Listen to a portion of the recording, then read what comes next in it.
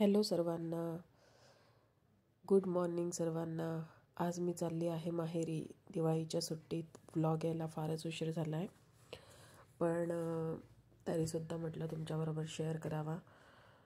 तर आता आम्ही 9 वाजता सकाळी निघालेलो आहोत पुण्यातून आणि कात्रज टनेल क्रॉस केला आहे. तर आज तुम्हाला या ब्लॉगमध्ये आमची जर्नी पाहायला मिळेल, पुणे टू कोकण रत्नागिरी.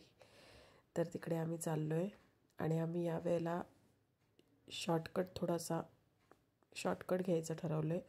त्यामुळे हायवेने न जाता आम्ही निघालो आहे वरंधा घाटाने.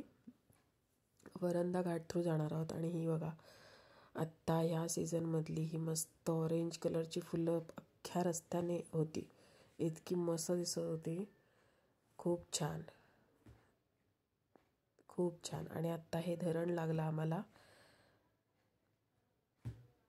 नीरा देवघर धरण लागलं होतं, डॅम.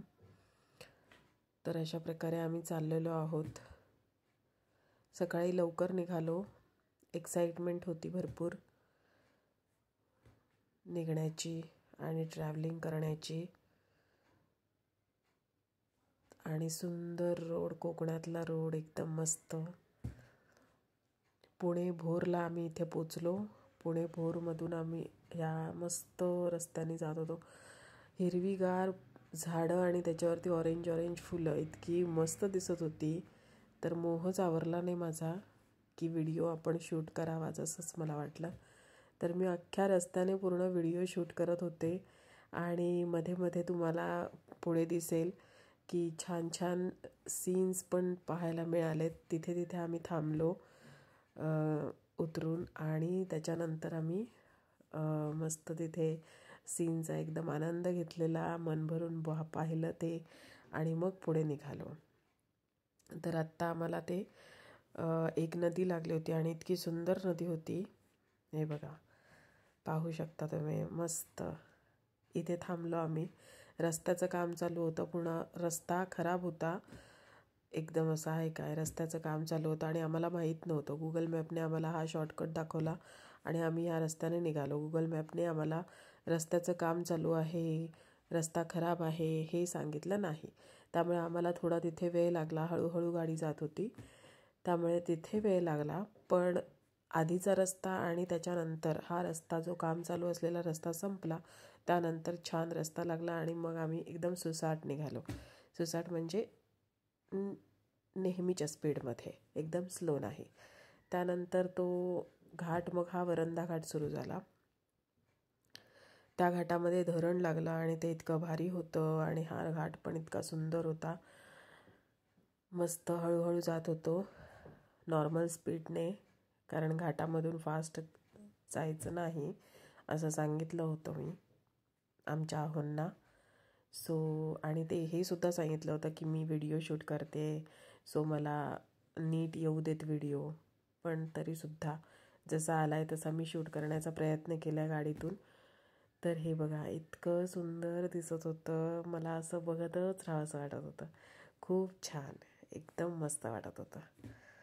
त्याच्यानंतर आम्ही एका ठिकाणी थांबलो, तिथे नीरा देवघर धरण होतं आणि तिथे एकदम मस्त व्हिडिओ वगैरे घेतला आणि छानपैकी आम्ही तिथे आनंद घेतला त्या सीनचा. खूप मस्त होतं, खूप मस्त. रस्त्याचं काम संपलं, रस्ता व्यवस्थित झाला तिथला की तिथे जायला काहीच प्रॉब्लेम नाही आहे. त्या रस्त्याने आरामात जाऊ शकता. त्यावेळेला फक्त काम चालू होतं रस्त्याचं, त्याच्यामुळे थोडंसं आम्हाला अडचण आली, पण अदरवाईज प्रवास एकदम मस्त झाला. अशा प्रकारे आम्ही आता आमच्या गावच्या रस्त्याला लागलेलो आहोत. मध्ये जेवायला थांबलो, जेवलो आणि मग कंटिन्यू आम्ही पोलादपूर आणि महाड इकडून आलो आणि रत्नागिरीमध्ये पोचलो. पोलादपूर, महाड, मग खेड, चिपळूण आणि मग रत्नागिरीमध्ये फायनली आलेलो आहोत. अशा प्रकारे आम्ही घरी पोहोचलेलो आहोत. आम्ही संध्याकाळी बरोबर 5:30ला घरी टच होतो. त्याच्यानंतर आमच्या शेजारच्या आजी भेटायला आल्या थोड्या वेळाने. त्या आजींशी थोडा वेळ बोललो, फ्रेश झालो. मग आजींशी बोललो. त्या नेहमी मला भेटायला येतात. मी माहेरी गेले आणि त्यांना समजलं की मी आले आहे की मग थोडा अर्ध्या तासासाठी का होईना त्या येऊन भेटून जातात. त्याच्यानंतर मग आमची वाडी एक खाली होती, खालच्या साईडला रस्त्याने जावं लागतं. ह्या आजी चालल्यात त्याच रस्त्याने आणि समोरून गाड्या जाताना दिसतात त्या रस्त्याने आम्हाला खाली वाडीत जातो. तिकडे घरं आहेत. तिकडे आजोबा आजी एक आहेत, त्यांना भेटायला जातो. त्यांना पण भेटून आले आणि मग त्यांना भेटून झाल्यानंतर त्याच्यानंतर तिथून पण खाली एक रोड जातो. त्यांच्याशी गप्पा मारल्या, त्यांची विचारपूस केली, त्यांनी विचारपूस केली. नेहमी ह्या आजी पण भेटायला येतात, पण त्यांची तेव्हा तब्येत बरी नव्हती म्हणून मग मी भेटायला गेले त्यांना. तर अशा प्रकारे त्यांच्याशी बोलून भेटून झालं आणि मग भात कापणी सुरू होती, ती पाहिली. थोडासा शूट केला, छोटा व्हिडिओ केला असं.